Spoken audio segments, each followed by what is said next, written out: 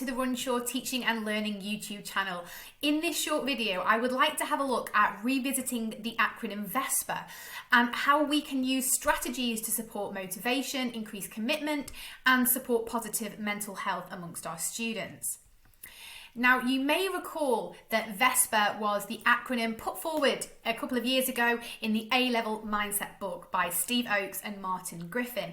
And VESPA stands for vision, that students know what they want to achieve; effort, they're putting in many hours of proactive independent study; the systems they put in place to help organise their learning; the practice, the routine that they're getting themselves into; and their overall attitude is one of a growth rather than a fixed mindset.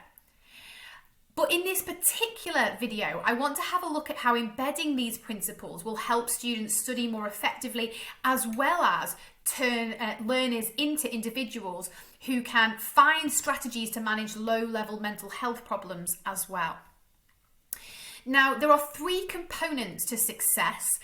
Knowledge is one. We're all used to teaching as much content as we can in our classrooms. Of course, we also embed skills whenever possible, but how often do we also embed mindset regularly into our curriculum? And yet it is one of those core principles that lead students to achieve a successful outcome at the end of their time on their course.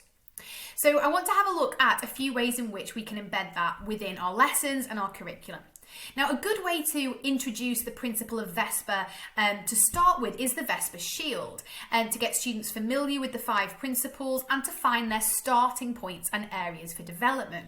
So you can give them a template like this that maps out what their current vision is. Do they have any goals? What effort are they currently putting in to their subjects? Can they identify their strengths and weaknesses, and so on? So you've got a really good starting point with each student.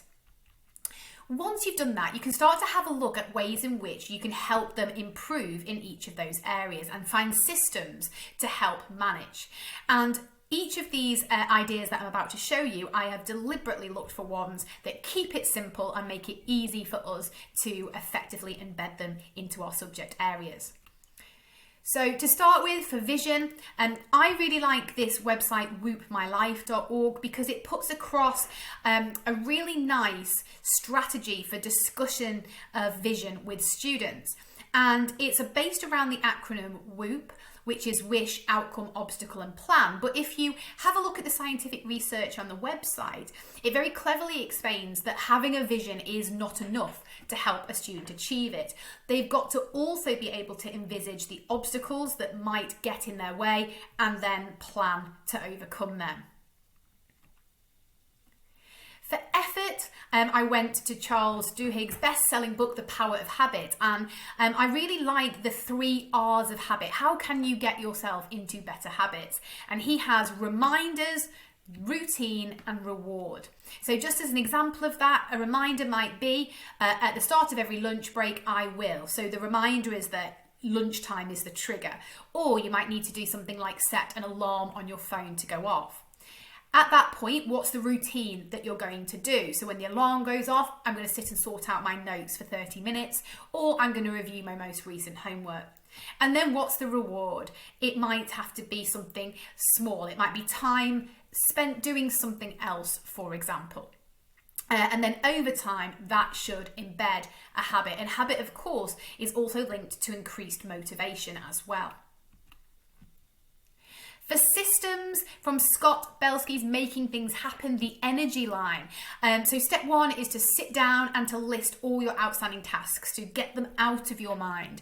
But then you need to organise them. And the energy line makes you prioritise your tasks in order from how important they are, extreme to idle. And it also tells you what the maximum number of tasks that can be, for example, extremely important, which just stops you getting overwhelmed. And then, of course, you work through your list in order from left to right, getting those most urgent tasks out of the way first.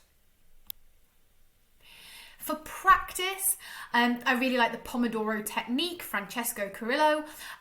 You may have come across this before because there's lots of apps for it on the mobile phone, for example. But what I really like about the Pomodoro technique is that you are working in quick sprints, which of course increases motivation when you can't get going. So it's about working in sprints of 25 minutes, removing all distractions and going and having clear aims for what you want to do in that time. Then you get some time off and then you go again.